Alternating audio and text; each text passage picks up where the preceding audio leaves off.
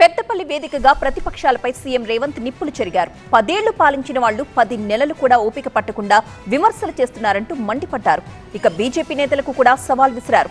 ప్రాజెక్టుల నిర్మాణం, ఉద్యోగాల కల్పన సహా ఏ అంశం మీదైనా చర్చకు సిద్ధమా అంటూ సవాల్ విసిరారు సీఎం రేవంత్. బండి సంజయ్ గారు, కిషన్ రెడ్డి గారు, నేను సవాల్ విసురుతున్నా. నరేంద్ర మోడీ గారు 14 సంవత్సరాలు గుజరాత్ ముఖ్యమంత్రిగా ఉన్నాడు. 11 సంవత్సరాల నుంచి వారు ప్రధానమంత్రిగా ఉన్నారు. 25 సంవత్సరాలల్లా గుజరాత్ రాష్ట్రంలో ఏ ఒక్క సంవత్సరమైనా మేము ఈ మొదటి సంవత్సరంలో ఇచ్చిన 55,000 ఉద్యోగాలు ఇచ్చిండ్రా?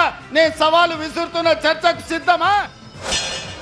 ఆయన ఇంట్లో వండుకున్నాడు, పోయి ఇద్దరిని ఊరి మీదకి వదిలేడు.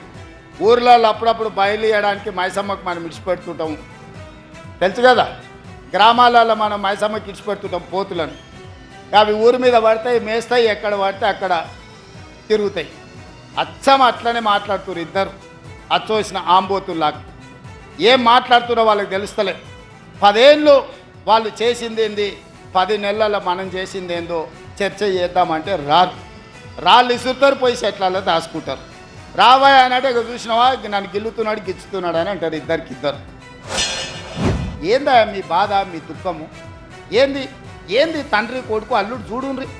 ఒక్కసారి ఆలోచన చేయమని అడుగుతున్న తెలంగాణ సమాజం. 10 ఏళ్ళు వాళ్ళే కదా కుర్చీలు ఉన్నది, 10 నెలలు కూడా ఒక్క పట్టారా? మేమేమో అల్లాటప్పకు వచ్చినామా, అడుక్కొని వచ్చినామా? ప్రజలు ఆశీర్వాదిస్తూ వచ్చి కుర్చీలో కూర్చున్నాం కదా. మిమ్మల్ని బొందబెట్టి మమ్మల్ని కుర్చీలో కూర్చోబెడితేనే కదా ఇవాళ మేము వచ్చింది.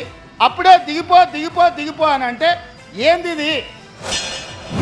నేను అడుగుతున్న తెలంగాణ సమాజాన్ని, ఉద్యమకారులను, విద్యార్థులను, నిరుద్యోగ యువకులను, తెలంగాణ రాష్ట్రం కోసం 1200 మంది బిడ్డలు చచ్చిపోయింది.